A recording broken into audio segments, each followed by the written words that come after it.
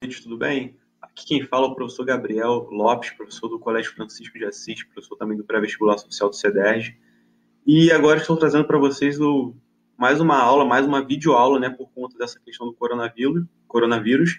E para quem acompanhou a primeira videoaula, aquela apresentação, eu tinha já mencionado que a próxima aula seria de complexos geoeconômicos. Só que, mais porém, contudo, todavia, antes disso, a gente precisa de ter uma aula sobre a própria União Europeia, sobre a formação da União Europeia para poder entrar em complexos geoeconômicos da Europa. Então, a aula de hoje é referente a isso, a regionalização, ou seja, a diferenciação e integração da União Europeia, essa formação desse bloco econômico, esse grande bloco econômico, que não é só econômico, ele também é político e social na Europa. Então, aqui temos a divisão, né, o mapa da União Europeia, quais os países que são abrangidos por esse grande bloco. E aí temos França, Reino Unido, os países de sempre também, e ao todo são bastante países, se não me engano, são 28 países. Só que para poder chegar a esse momento, essa situação, esse grande mapa atual, a União Europeia passou por uma formação histórica antes disso. E a gente vai abordar agora essa formação histórica. Então, como é que foi essa formação histórica?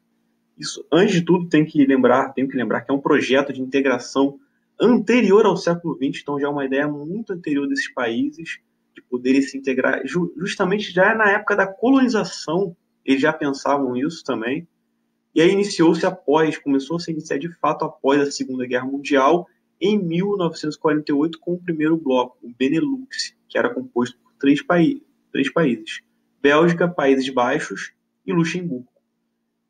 E aí são os percussores dessa ideia de um bloco continental. E isso 2 anos depois, depois da Segunda Guerra, 1948, 1950, 2 anos depois, criaram ali mesmo também na Europa o Plano Schuman, que seria uma unificação das indústrias siderúrgicas. O que são as indústrias siderúrgicas? As indústrias de aço, de países como Alemanha, França e Itália. Então, naquela época, eram dois blocos paralelos, só que aí eles se integraram. Quando que eles se integraram? Em 1951, com a Comunidade Europeia do Carvão e do Aço, a CECA, que juntou a Benelux com a Alemanha. Então, naquela época, em 1951, já começava a ter aquele esboço do que seria, aquele embrião do que seria a União Europeia. Já tinha aquele nome da Europa dos Seis, a Europa dos Seis Países. E aí depois, em 1957, houve um grande tratado, o Tratado de Roma, onde ali foi estabelecido o início de um mercado comum. O que seria um mercado comum? Então, uma livre circulação de pessoas e de capitais. Vocês lembram que na Constituição de Blocos Econômicos, o início é uma união aduaneira, ou seja, onde estabelece uma taxa comum, e aí depois abre para poder ter um mercado comum, uma circulação maior de pessoas, com mais facilidade na circulação dos produtos, das mercadorias também, e depois vai subindo também os estágios. E aí, subindo nesses estágios, eles começaram a criar uma política agrícola comum. Para quê? Para poder garantir a soberania alimentar dos países membros desse bloco, então para que eles não ficassem dependentes de outros países também pudessem produzir o seu próprio alimento. E aí também houve posteriormente o Tratado de Maastricht, onde foi de fato consolidada a formação da União Europeia. Foi nessa época, com o Tratado de Maastricht, em que a União Europeia começou a se de fato consolidar como aquilo que ela é praticamente parecida com hoje, com a integração política, econômica, social e cultural. Então a União Europeia aborda todas essas dimensões, a dimensão política, a econômica, a social e a cultural. E aí como que ela fez isso? Criou a zona do euro. O que seria a zona do euro? Um espaço de circulação de uma moeda única. Qual moeda? Seria o euro. Então, quando você tem uma moeda única, você facilita as trocas, você facilita a circulação de bens, de pessoas e de capitais também. E aí, hoje, atualmente, essa União Europeia é considerada a Europa dos 28, pois houve, inclusive, ingressos de países da União Soviética e também, no contexto atual, houve a saída do Reino Unido, que nunca teve uma mesma moeda, apesar de fazer parte, ser pertencente à União Europeia, nunca teve uma mesma moeda, que a gente vai ver mais à frente o porquê desse Reino Unido. E aí também foi criada a criação é ótimo, né, gente?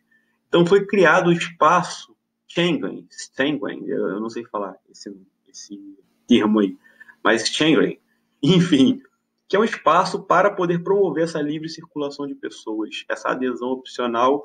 Agora, esse espaço de livre circulação, então, eles podem ser opcional. Então, aquele país pode aceitar ou não essa ideia de circulação, mesmo ele sendo membro da União Europeia. O principal seria aquele mercado comum dos países membros.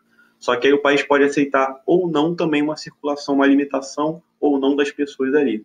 E aí, para poder favorecer esse tipo de integração, essa circulação de pessoas, foram criadas também políticas sociais, políticas públicas em comum, como as políticas de transporte. Então, as malhas ferroviárias e metroviárias passaram a ter um fim de poder se integrar. E é um tipo de política pública de transporte muito forte da União Europeia, que na época tinha favorecido, inclusive, o próprio Reino Unido, que hoje não está mais lá, que é aquele Eurotúnel, de Londres até o continente. Então, aquele grande Eurotúnel, aquela mega obra que ligava a ilha da Inglaterra, a ilha do Reino Unido, as ilhas do Reino Unido ao continente. E aqui temos uma imagem do símbolo da União Europeia com as estrelas, né, dos países. Então, essa é a bandeira da União Europeia. E aí temos também, pelo fato de ser integrado cada vez mais politicamente, socialmente falando também, foi necessário criar novas instituições. Foram criadas novas instituições europeias que tinham praticamente um poder de um grande Estado. Não era um grande Estado, uma união de Estados, mas tinha um poder muito próximo, um poder continental. E aí essas instituições europeias se desmembram naquela principal, que é o Parlamento Europeu, que promove as leis europeias, as leis que vão ser aplicadas. E aí temos também o Conselho Europeu, que também é uma instituição, que é diferente do Conselho da União Europeia. Então, as duas principais instituições são o Conselho da União Europeia, que é composto pelos membros, pelos chefes de Estado, que inclusive propõem orientações para as políticas, os chefes de cada país. O Parlamento Europeu, que é composto pelos eurodeputados que são eleitos pelo voto, ou seja, eleitos pelo sufrágio universal. O Conselho Europeu, que já tem uma outra finalidade. A Comissão Europeia, que tem uma finalidade mais de executivo, de aplicar aquilo que é definido. E o Tribunal de Justiça da União Europeia, aquele tribunal que ele resguarda as leis que foram criadas, os tratados internacionais que configuram a União Europeia. E também temos o quê? O Banco Central, que já é aquela parte mais financeira da União Europeia, aquela centralização para poder financiar as políticas públicas da União Europeia. Então, essas são as principais instituições. E aqui temos o Tribunal de Justiça Europeia. Então, aqui temos uma imagem do Tribunal de Justiça Europeia. Aqui temos o local onde fica a Comissão Europeia, que fica lá em Bruxelas. Aqui temos o Banco Central Europeu. Normalmente, esses órgãos eles se distribuem por entre Bruxelas, que fica na Bélgica, a cidade de Luxemburgo, que fica em Luxemburgo, e uma cidade da França, Estrasburgo, que fica lá na França. Então, fica se dividindo entre essas três cidades. E aqui temos também o Conselho da Europa, o Conselho da União Europeia, com os chefes aqui, o local onde eles se reúnem para definir as políticas. E aí, agora vamos falar um pouquinho sobre esse Brexit. O que seria o Brexit? A saída do Reino Unido da União Europeia, que inclusive foi uma saída recente por conta de muitas motivações. Quais seriam essas motivações? Primeiramente, o controle do fluxo de imigrantes nas fronteiras, principalmente depois dessa guerra que teve no Oriente Médio. Muitos imigrantes lá do Oriente Médio migraram para onde? Para a Europa, porque seria ali o continente mais próximo e também por conta de melhores condições de vida. Queriam sair da guerra e tentar melhores condições de vida. E aí a Europa, pelo Mediterrâneo, a Itália e outros países começaram a receber muitos e muitos imigrantes vindos ali da África e vindo ali do Oriente Médio também, fugindo dessa guerra que ocorre ali, principalmente a guerra da Síria.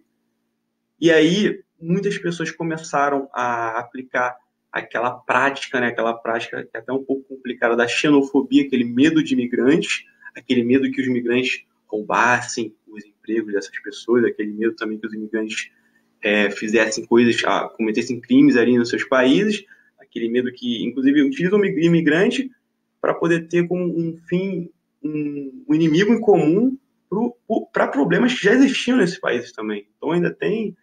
isso é, de fato, a xenofobia, né, gente? E aí, outro motivo seria o custo alto para o auxílio financeiro a países em crise no bloco. Então, depois da crise de 2008, 2009, muitos países, alguns principais também, mas a Europa toda entrou em crise. E aí, dentre esses países fortes, né, nações fortes, como, por exemplo, a Itália, Portugal, Irlanda também e Grécia foram países que quebraram e precisaram de um auxílio dos outros para poder se recuperar financeiramente falando. E também outro motivo seria o reforço da identidade nacional inglesa, que os ingleses começaram, alguns críticos, né, desse multilateralismo, desse bloco econômico europeu, começaram a entender o seguinte: olha, nós fazemos parte dessa União Europeia, então nós somos cidadãos europeus, mas e como nós seremos cidadãos ingleses? Nós preferimos ser cidadãos ingleses. Só que aí, esse tipo de crítica, quando é levado muito ao pé da letra, quando fica a cabo a rabo, né, de uma forma muito forte, acaba provocando também um nacionalismo exacerbado. Então, uma segregação de Londres, uma segregação da Inglaterra, uma segregação dos países do Reino Unido para com o mundo, né? De um lado você tem a identidade nacional, então você tem o reforço da identidade nacional para poder, de repente, se diferenciar em relação ao resto da Europa. Já se diferenciava com a moeda que não era o euro, que era a libra esterlina, e queriam se diferenciar ainda mais. Mas não foi só por conta disso, né, gente? Foi também por conta de anseios dos governos atuais do Reino Unido, que almejam, por exemplo, uma saída para poder sair desse multilateralismo e poder, de repente, se fortalecer ou não, economicamente falando, a partir de um bilateralismo com outros países não membros da União Europeia. Então, existem todos esses lados da moeda, né? E aí fica essa pergunta: é um reforço da identidade nacional ou um nacionalismo exacerbado, um nacionalismo xenófobo? Qual dos dois? E agora vamos a uma questão, gente. Vamos fazer duas questões rápidas aí sobre a União Europeia para a gente poder entender. Então, vamos lá. O euro representou um avanço no processo de integração da União Europeia, pois permitiu a adoção de uma moeda única. Sobre o euro, analise as afirmativas a seguir. Então, a gente está falando sobre aquela moeda única, a União Monetária da Europa. 1. A moeda circula em todos os países europeus. Falso. 2. Países como Alemanha e Dinamarca não adotaram o euro. Falso também. 3. A Alemanha adotou o euro. A moeda não circula em todos os países europeus. Já foi inclusive mencionado isso. 3. O alto valor da moeda dificulta as exportações e, com isso, a recuperação econômica de determinados países, como a Grécia, dificulta a recuperação econômica de determinados países, como a Grécia. Então, aquele alto valor da moeda, né, o euro, que vale mais de R$ 5 hoje, ele acaba dificultando a exportação dos países, porque fica muito difícil, o produto fica muito caro. E aí a Grécia acaba perdendo com isso, que é um dos países mais frágeis dali. Então, essa aí, a princípio, né, estaria correta, né? Se a 1 está errada, a 2 está errada e a 3 está correta, a questão 1 seria, gente, letra C. Vamos ver se é letra C, gente. Alternativa C. O euro tem alto valor de mercado que torna os produtos europeus mais caros, dificultando a exportação por parte de muitos países. Agora vamos à questão 2, gente. Página 334 do livro do PH. Em 2004, a União Europeia deu um novo passo no seu processo de expansão com a adesão dos países da antiga União Soviética, como Letônia, Lituânia e Estônia. Entre outros, as justificativas para a adesão desses países ao bloco podem ser encontradas na alternativa. Então, por que esses países entraram? Vamos lá. Letra A. Pela possibilidade de expansão para uma região inteiramente dominada pelos Estados Unidos e pela China? Não. Nessa época não era dominado pelos Estados Unidos e pela China, era dominado pela União Soviética e saiu disso. B. O aumento dos lucros empresariais dos países mais desenvolvidos do continente, como Alemanha e França. Então, será que pode ser por conta disso? Por um fim de lucros empresariais de países mais desenvolvidos da União Europeia? Não sei, né? Vamos deixar essa e depois a gente volta nela, gente. C. Fornecimento de bens industriais aos países da Europa Ocidental. Olha, Letônia, Lituânia e Estônia são países que vieram da Europa Oriental e estavam integrando essa Europa Ocidental. Então, a C não pode ser. D. Adesão de países economicamente fortes e produtores de bens primários. Esses países não eram muito fortes, eles estavam quebrados. Inclusive, eles tentaram entrar para a União Europeia porque estavam quebrados. Então, não pode ser a D. Letra E. Contenção dos regimes socialistas vigentes nesses países. Será que era esse o fim, gente? Será que o fim era conter os regimes socialistas, sendo que já tinham vindo a colapso, já tinham quebrado esses regimes, justamente por conta disso que eles entraram. Então, nenhuma dessas, só a letra B estaria correta, né? O aumento seria mais simples, mas ao mesmo tempo a mais próxima do estar correto. O aumento dos lucros empresariais dos países mais desenvolvidos do continente. Então, a questão 2, vamos ver se é letra B. Letra B, questão 2, gente. A expansão da União Europeia para o leste europeu permitiu o aumento dos lucros empresariais, pois os países ligados à antiga União Soviética apresentam custos de produção menores, além de serem potenciais mercados consumidores. Então é isso, gente. Mais uma vez por hoje é só. E aí já fechamos esse módulo 5 agora, que fala sobre esse início, essa integração, essa regionalização da União Europeia. O próximo módulo continuaremos falando sobre isso também, só que naquele viés mais econômico, sobre os complexos geoeconômicos. E espero que continue conosco, continue acompanhando aí as videoaulas do nosso canal, que continue acompanhando também o Google Classroom, que é onde a gente está utilizando lá, retirando dúvidas também, e nossas lives também, que poderão retirar dúvidas caso vocês estejam com dúvidas, viu, Nono? Saudades de vocês e, se Deus quiser, estaremos juntos.